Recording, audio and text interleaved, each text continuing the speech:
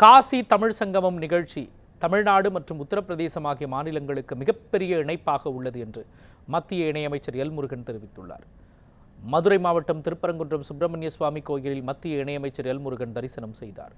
அதனைத் தொடர்ந்து மலை மீதுள்ள காசி விஸ்வநாதர் கோயிலுக்கு கட்சி நிர்வாகிகளுடன் சென்றார். அப்பொழுது காவல்துறையினர் அவரை தடுத்து நிறுத்தி 5 நபர்களுக்கு மேல் மலை மீது செல்வதற்கு அனுமதி இல்லை என்று கூறினர். இதனையடுத்து எல் முருகன் 4 பேருடன் சென்று மலை மீதுள்ள காசி விஸ்வநாதர் கோயிலில் தரிசனம் செய்தார். பழைய பாதை வழியாக மலை மீது ஏறி தரிசனம் செய்த பிறகு மலைக்கு பின்புறம் உள்ள புதிய படிக்கட்டில் அவர்கள் கீழிறங்கினர். அப்பொழுது செய்தியாளர்களுக்கு பேட்டியளித்த எல் முருகன் தமிழக இந்து சமய அறநிலையத்துறை கோயிலை முறையாக பராமரிக்கவில்லை என்று குற்றம் சுமத்தினார். கோயில் நிர்வாகத்திலிருந்து தமிழ்நாடு அரசு வெளியேற வேண்டும் என்று கூறினார். காசி விஸ்வநாதரை தரிசித்து விட்டு வந்திருக்கிறோம்.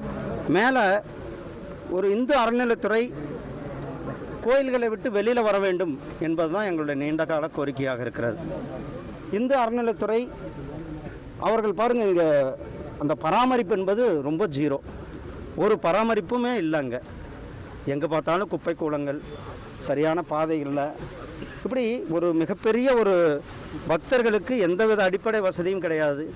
பக்தர்கள் போவதற்கான வழியையும் சரியாக பராமரிக்காமல் இருக்கிறாங்க. அதே போல் அங்கே நம்ம வழக்கமாக வேல் கொண்டுகிட்டு வந்து பூஜை பண்ணிட்டு போவாங்க. அதை கூட முறையாக பண்ணுவதில்லை என்று நம்ம மக்கள்லாம் சொல்கிறாங்க. ஆகையால் இந்து அறநிலையத்துறை உடனடியாக இந்த பராமரிப்பில் ஈடுபட வேண்டும். பக்தர்களுக்கு எந்தவித கட்டுப்பாடும் இல்லாமல் பக்தர்கள் மேலே போய் சாமி கும்பிட்டு வர்றதற்கான வழிவகை செய்ய வேண்டும். இல்லைன்னா அவர்கள் கோயிலை விட்டு வெளியில் வர்றதா சிறப்பு.